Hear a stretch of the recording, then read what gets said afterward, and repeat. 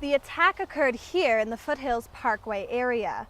The two boys were playing in the creek when they were circled by coyotes. It's that time of year again, CU. The 65th Annual Conference of World Affairs starts next Monday, April 8th.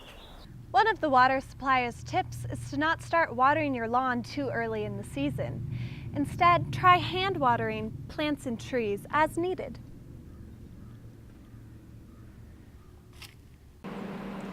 As you can imagine from all the road closures, conditions were extremely poor this morning. Growing up gay wasn't always easy for Daniel Leonard. I don't want to say being gay was not okay, but I was a sissy boy, and growing up, my family reinforced that there was a way for a man to act and to be, that dressing up like a princess was not okay. And so when I came out, that was hard. He was 17 when he first came out to his mother and family. The first question she asked me was, "Are you happy?" As we were driving to the orthodontist, she's like, "Well, are you happy?" And I said, "Yeah."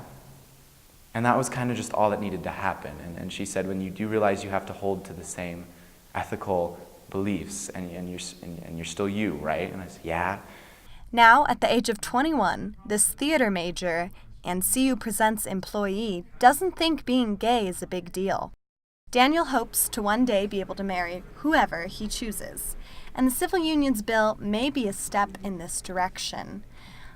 But as far as Daniel is concerned, it doesn't go far enough. It isn't equal. The proponents for civil marriage, for civil unions, they say it's equal and it's just, but it simply isn't. And Colorado's a really good case because in Colorado, in order to make the civil unions legal, the proponents had to prove that it was unequal to marriage. But CU's GLBTQ Center is in full support. So we're definitely, in support of civil unions, and we invited students and staff to come and hear One Colorado come speak about the civil unions bill, and it was just interesting to stir that talk within campus. The next step for the bill is to go to Governor Hickenlooper's desk, but he has already publicly announced that he plans to sign the bill into law. After that, it will go into effect starting on May 1st.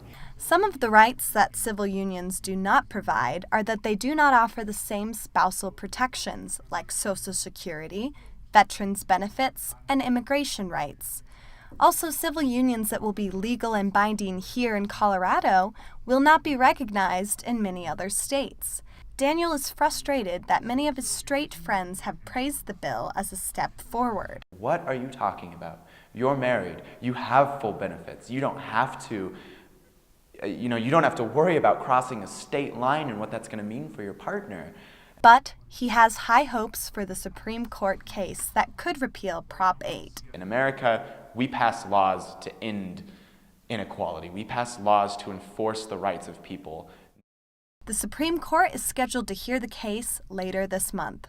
Morgan Meyer, News Team, Boulder.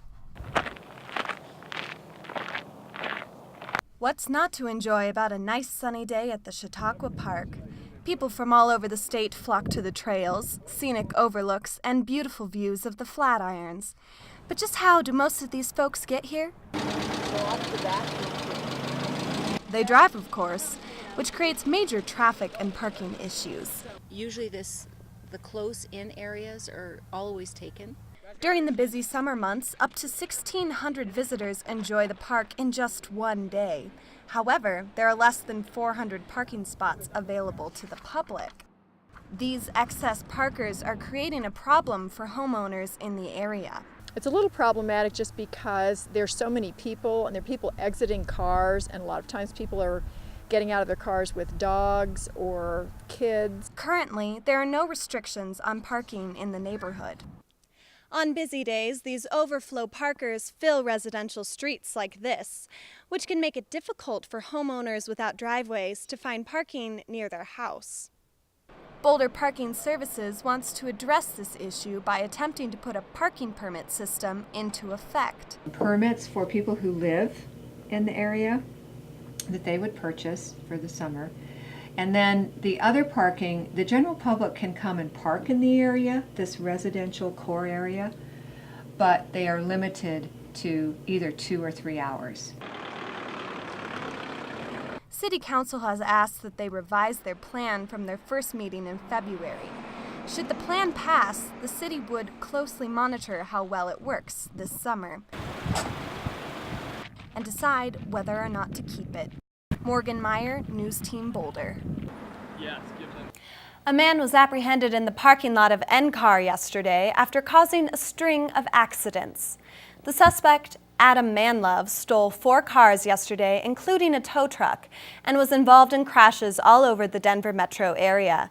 Several victims were hospitalized, and police have offered no motive for the thefts. The bill passed with both Democratic and Republican support. The company is family, and Katie Cross went behind the scenes to look at what family is all about.